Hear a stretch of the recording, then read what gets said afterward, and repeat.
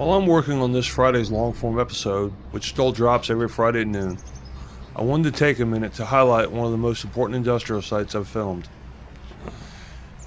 If you've watched my Richmond documentary, you may recognize some of this footage, but these midweek videos let me take a deeper look into individual sites that deserve their own spotlight.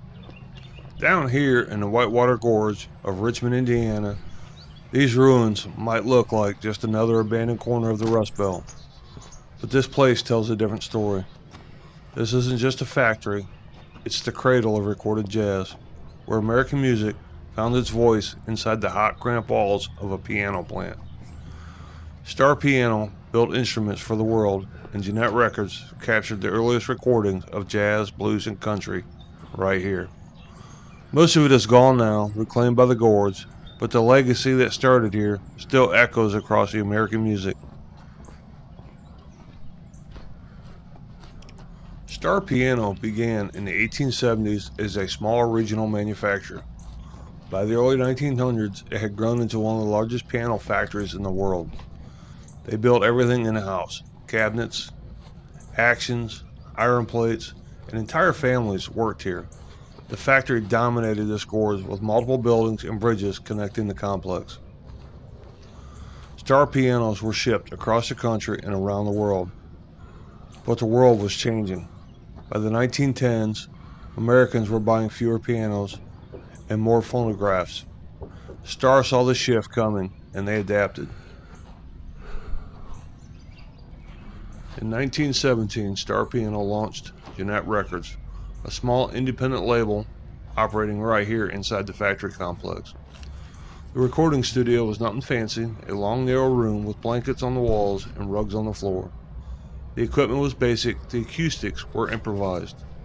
And because the factory sat in the valley to harness the water power from the Whitewater River, the acoustics were unpredictable.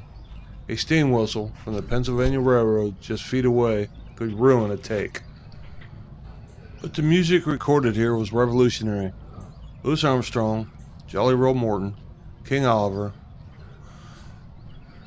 Bix Beiderbecke, and Hoagie Carmichael, Blind Lemon Jefferson, and Charlie Patton.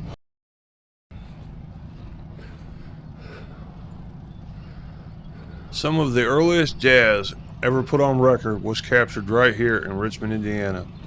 Musicians traveled from Chicago, St. Louis, and New Orleans because Janette was willing to record artists other studios ignored, especially black musicians. The railroad just didn't haul wood for pianos, it delivered the talent that built American culture. But the success didn't last. The Great Depression hit the piano industry hard. Starr sales collapsed, Janette Records couldn't compete with larger labels. By the late 1930s, the factory was shutting down. By the 1940s, Janette Records was gone. Buildings were abandoned, machinery was scrapped. The gorge slowly reclaimed the site, and today only fragments remain: brick foundations, broken walls, and a faded outline of a place that once shaped the sound of America. If you didn't know the history, you'd walk right past it. But the echoes are still here. And if you're into stories like this, forgotten factories, lost industries, and places that shaped our country, make sure you subscribe, like, and share this video. And if you want the full story of Richmond's rise and fall, watch my long-form deep dive, Richmond, Indiana, What Went Wrong. It gives a complete picture behind the city that produced some of America's greatest music. A forgotten factory in an Indiana gorge shaped the sound of a century. Now it's just a ghost. I'm Alan. This has been your midweek look at Starr Janette. I'll see you Friday at noon for our next Industrial Autopsy. Thanks for watching.